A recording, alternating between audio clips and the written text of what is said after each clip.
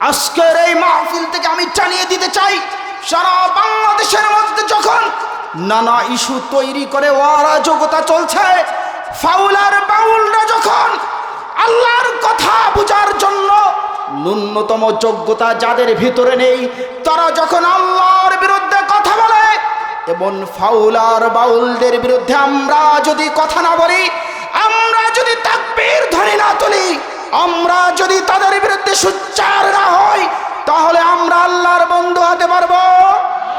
আরো জোরে বলুন, পারবো?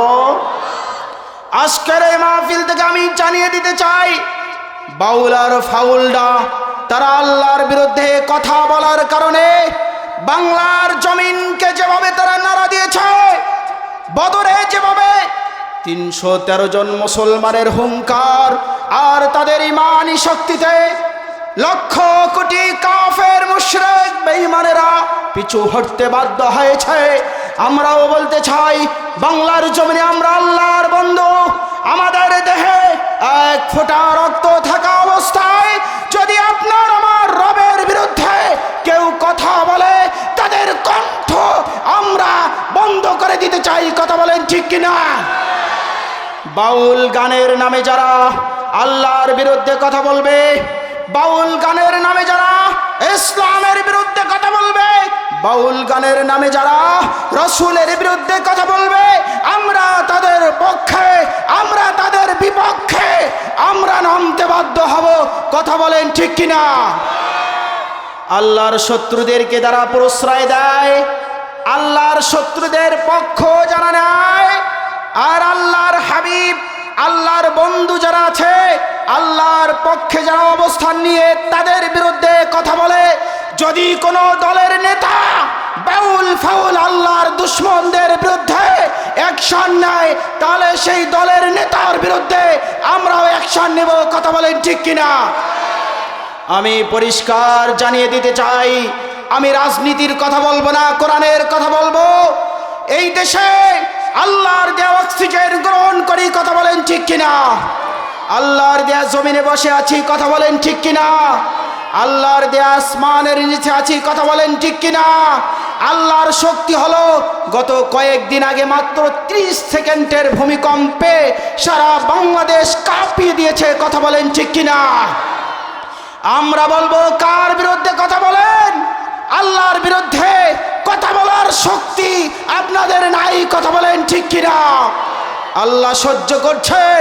তবে আমরা সর্বশেষ মেসেজ দিতে চাই, বাংলার জমিনে কোরআনের বিরুদ্ধে যারা অবস্থান নেবে, তাদের পক্ষ যারা নেবে, তাদেরকে আমরা বয়কট করলাম। কথা বলেন ঠিক কিনা? সে যে দলের হোক না কেন, যে দলের নেতা হোক না কেন, আপনার দলের নেতার বিরুদ্ধে কথা বললে যদি আপনি অ্যাকশন নিতে পারেন, আমরা হলাম আল্লাহর লোক, আল্লাহর বিরুদ্ধে কথা বললে আমরাও অ্যাকশন নিতে বাধ্য হব। কথা বলেন ঠিক কিনা? আজকে নীলফামারী জেলার ডোমার উপজেলার মুক্তিরহাট থেকে আমি জানিয়ে দিতে চাই, আগামীর বাংলাদেশের সংসদ চলবে কোরআন দিয়ে। কথা বলেন ঠিক কিনা? বাউল আর ফাউল, হারামজাদা, হারামখোর, আল্লাহর জমিনে থেকে যারা আল্লাহর বিরুদ্ধে কথা বলে, তাদেরকে আমরা আগামীর সংসদে দেখতে চাই না। বাউল ফাউলদের পক্ষে যারা নিবে, পক্ষ যারা নিবে, তাদেরকে আমরা পরাস্ত করতে চাই। কথা বলেন ঠিক কিনা?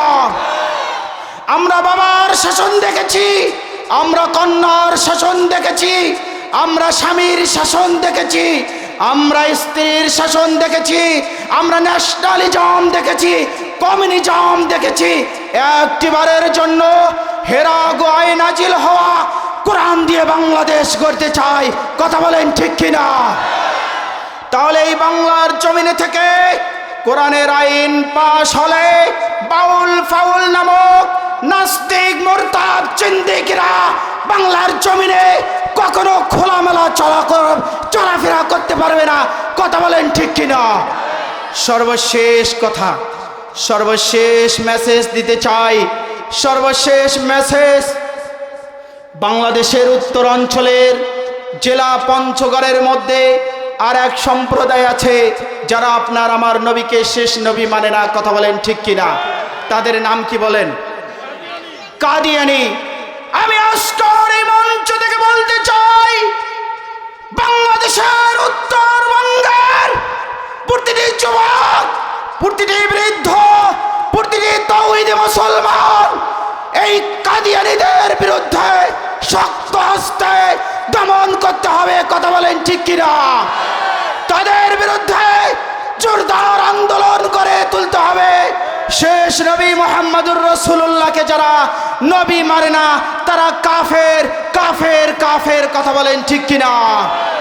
কাফের হয়ে নিজেদের আইডেন্টি কার্ডে যারা মুসলমান পরিচয় দেয়, রাষ্ট্রীয়ভাবে আইন প্রণয়ন করতে হবে।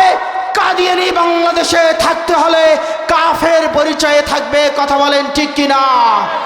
তাই তো আমি বলতে চাই, কাদিয়ানিরা যদি বাংলাদেশের উত্তরবঙ্গেও থাকতে চায়, কাফের পরিচয়ে থাকতে হবে। কথা বলেন ঠিক কিনা? অন্যথায় বাংলাদেশের উত্তরের জেলা পঞ্চগড়ে তাদের তখ্তদোষ ভেঙে দেওয়া হবে। কথা বলেন ঠিক কিনা? ভারতের পাঞ্জাব প্রদেশে কাদিয়ান নামক এলাকায় ইংরেজদের ছত্র ছায়ায় বেড়ে ওঠা এক চৌকানা মির্জা গোলাম আহমদ কাদিয়ানি আপনার আমার নবীকে শেষ নবী না মেনে আপনার আমার অন্তরের মধ্যে রক্তক্ষরণ করে দিয়েছে। কথা বলেন ঠিক কিনা? নবী শেষ নবী সূরা আহজাবের মধ্যে আল্লাহ তাআলা দীপ্ত কণ্ঠে স্পষ্ট বলে দিয়েছেন, নবীজি হলেন শেষ নবী, নবীজির পরে আর কোন নবী আসবে না। কথা বলেন ঠিক কিনা? নবীজি সাল্লাল্লাহু আলাইহি সাল্লাম আরো বলে দিয়েছেন, আমি পৃথিবী ছেড়ে চলে যাব, আমার পরে 30 জনের মতো মিথ্যা নবুয়তের দাবিদারের আবির্ভাব হবে। সকলেই হলো দাজ্জাল, সকলেই হলো কাযযাব। সুতরাং তোমরা ওই মিথ্যুকদেরকে প্রতিহত করবে। কথা বলেন ঠিক কিনা? আমি বলতে চাই, মিথ্যাবাদীদের বাংলার জমিনে জায়গা হবে না। কথা বলেন ঠিক কিনা? রসুলকে যারা শেষ রসুল মানে না তাদের জায়গা বাংলাদেশে নাই। কথা বলেন ঠিক কিনা? আমি বলতে চাই, আল্লাহর বিরুদ্ধে যারা জবান খোলে এমন বাউল নামের ফাউলদের কার্যক্রম রাষ্ট্রীয়ভাবে বন্ধ করতে হবে। কথা বলেন ঠিক কিনা? আর নয় ইসলাম বৃদ্ধি শক্তির আবির্ভাব বাংলাদেশে। এবার সংসদ চলবে কোরআন দিয়া। কথা বলেন ঠিক কিনা? আগামীর বাংলাদেশ হবে কোরআনের বাংলাদেশ। কথা বলেন ঠিক কিনা? আগামীর বাংলাদেশ হবে ইসলামের বাংলাদেশ। কথা বলেন ঠিক কিনা? এই শাহজালালের বাংলাদেশ, এই শাহপরানের বাংলাদেশ, এই শাহ মাহমুদুমের বাংলাদেশ, এই আহমদ শফির বাংলাদেশ। এই বাংলাদেশের মধ্যে আর কোন নাস্তিক, মুরতাদ, বেঈমান, বাউল, ফাউল, নাস্তিক, কাদিয়ানীদের জায়গা হবে না। কথা বলেন ঠিক কিনা?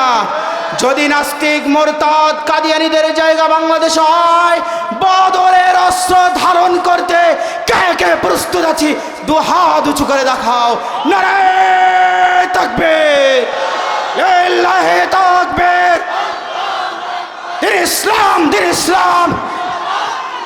কোরআন সুন্নাহ যেখানে, কোরআন সুন্নাহ যেখানে, নাস্তিক মুস্তাদের জায়গা বাংলাদেশে হবে না, বাউলদের জায়গা বাংলাদেশে হবে না, ফাউলদের জায়গা বাংলাদেশে হবে না, কাদিয়ানীদের জায়গা বাংলাদেশে হবে না, ইসলামের বিরুদ্ধে শক্তির জায়গা বাংলাদেশে হবে না, শরিয়া আইন যারা মানে না তাদের জায়গা বাংলাদেশে হবে না।